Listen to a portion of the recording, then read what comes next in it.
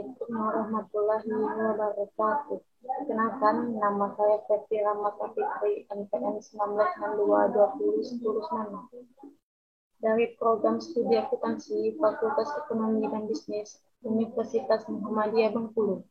Baiklah, saya akan menjelaskan PowerPoint saya tentang tema persekutuan, pembentukan operasi dan perubahan keanggotaan.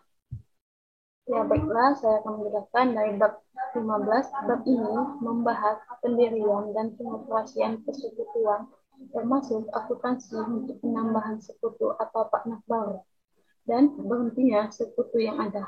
Persekutuan partnership merupakan bentuk usaha yang populer karena mudah dalam pendiriannya dan memungkinkan beberapa individu untuk menggabungkan bakat dan kemampuan mereka dalam satu usaha tertentu.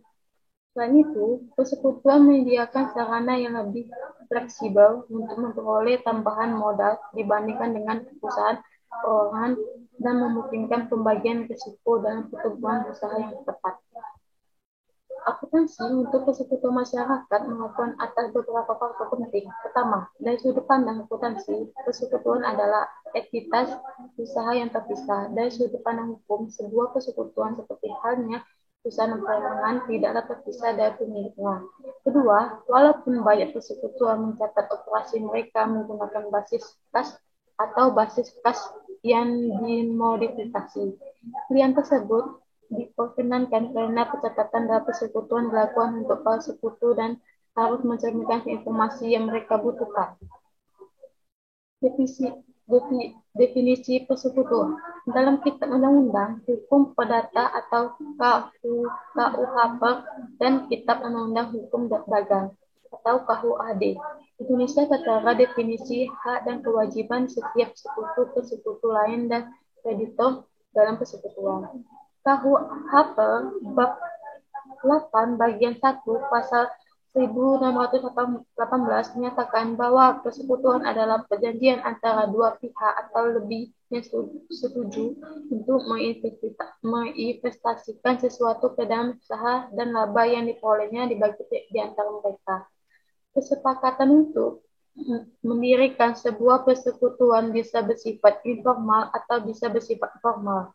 Setiap sekutu harus setuju atas perjanjian pendirian, dan para sekutu sangat disarankan untuk memiliki perjanjian tertulis secara formal untuk menghindari potensi konflik yang mungkin timbul selama pengoperasian usaha. Karakteristik persekutuan. 1. Perjanjian persekutuan. KUHP dan KUHD mengatur hubungan dalam persekutuan yang tidak disajikan secara spesifik dalam perjanjian persekutuan. 2. Persekutuan sebagai entitas terpisah. Sebuah persekutuan merupakan entitas bisnis terpisah dari para sekutu. 3. Sekutu adalah wakil. Tiap sekutu adalah wakil atas transaksi yang biasanya terjadi dalam bisnis. 4. Kewajiban sekutu adalah kewajiban bersama. 5. Hak dan kewajiban sekutu. Tiap sekutu memiliki akun modal yang menunjukkan jumlah kontribusi sekutu tersebut dalam persekutuan. 6. Kepemilikan sekutu yang dapat dialihkan dalam persekutuan. 7. Intinya sekutu. Persekutuan terbatas atau limited partnership.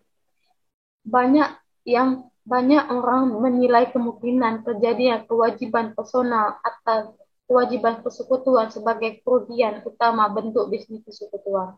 Karena alasan ini, kadang orang menjadi sekutu terbatas pada satu dari beberapa bentuk persekutuan terbatas. Sekutu terbatas bertanggung jawab hanya sampai dengan kontribusi modal tapi tidak memiliki wewenang manajemen. Limited liability partnership atau persekutuan dengan kewajiban terbatas. Beberapa negara mendefinisikan bahwa tiap sekutu dalam LLP bertanggung jawab penuh atas kewajiban persekutuan. Tiap sekutu memiliki tingkat perlindungan kewajiban yang sama. Bentuk ini tidak mengubah sifat dasar jasa akuntan yang diberikan kepada pelanggan dan telah secara umum di lingkungan bisnis. Limited liability, limited partnership. Setiap sekutu bertanggung jawab hanya atas kewajiban bisnis persekutuan. Tiap sekutu adalah sekutu umum. walau bertanggung jawab atas manajemen persekutuan, namun tidak memiliki kewajiban personal atas kewajiban persekutuan, sama dengan perlindungan kewajiban yang diberikan sekutu terbatas.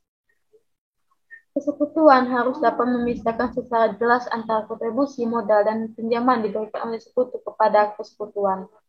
Perjanjian pinjaman haruslah memiliki bukti tertulis atau dokumen lain yang secara legal dapat membuktikan bahwa terdapat perjanjian dari salah satu sekutu kepada persekutuan.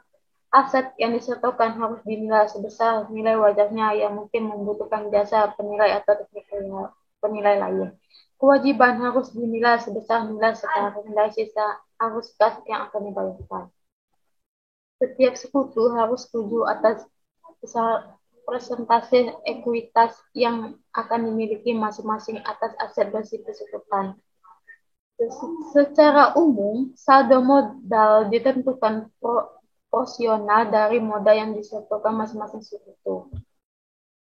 Persekutuan sekutu bisa saja mengalokasi merupakan akuntansi entitas yang terpisah dari masing-masing sekutu dan bahwa aset dan kewajiban dicatat sebesar nilai wajarnya pada saat disetorkan. Hal yang penting adalah para sekutu bisa saja mengalokasikan modal yang disetorkan dalam berbagai kondisi yang mereka inginkan. Akuntan harus yakin bahwa seluruh sekutu setuju atas alokasi tersebut dan kemudian mencatat sesuai kondisi yang ada. Hal yang terpenting adalah para modal yang disetorkan dalam berbagai kondisi yang mereka inginkan. Akuntan harus yakin bahwa seluruh sekutu setuju atas alokasi tersebut dan kemudian mencatat sesuai kondisi yang ada. Persekutuan bisa memiliki beberapa akun untuk masing-masing sekutu dalam pencatatan akuntansi. Akun sekutu tersebut adalah sebagai berikut: 1. Akun modal atau kapital akun. 2. Akun trade atau drawing akun. 3. Akun pinjaman atau loan akun.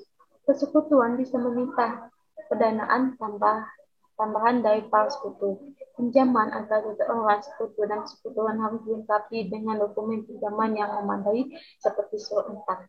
Pinjaman dari sekutu dicatat sebagai kewajiban dalam pembukuan persekutuan sama seperti kewajiban yang lain.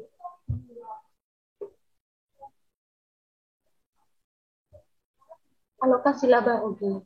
Laba atau rugi dialokasi kepada para sekutu pada setiap akhir periode sesuai dengan perjanjian dalam persekutuan. Bab 8, Bagian 2, Pasal 1633 KUA menyatakan bahwa sekutu berhak memperoleh bagian laba atau rugi secara proporsional sesuai dengan jumlah yang dikontribusikan ke dalam persekutuan. Secara tidak langsung, semua persekutuan memiliki perjanjian alokasi laba atau rugi. Perjanjian tersebut harus diikuti secara benar, dan jika ada yang tidak jelas, maka akuntan harus memastikan bahwa semua sekutu setuju atas distribusi laba atau rugi. Terdapat beragam rencana distribusi laba atau rugi di dunia usaha. Beberapa persekutuan memiliki rencana distribusi sederhana, sedangkan di lain bersifat kompleks. Menjadi tanggung jawab akuntan untuk mendistribusikan laba atau rugi berdasarkan perjanjian persekutuan terlepas seberapa sederhana atau kompleks perjanjian tersebut.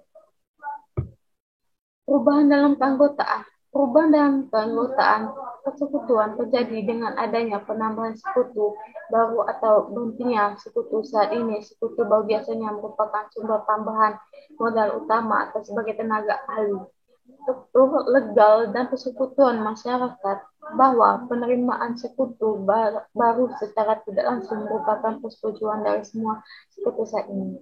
Pengumuman publik biasanya dibuat mengenai penambahan sekutu baru sehingga pihak ketiga yang melakukan transaksi bisnis dengan persekutuan menyadari adanya perubahan dalam persekutuan. Karena ini video saya, Ibrahim, tugas akuntansi konsultan kedua. Thank you, terima kasih. Wassalamualaikum warahmatullahi wabarakatuh.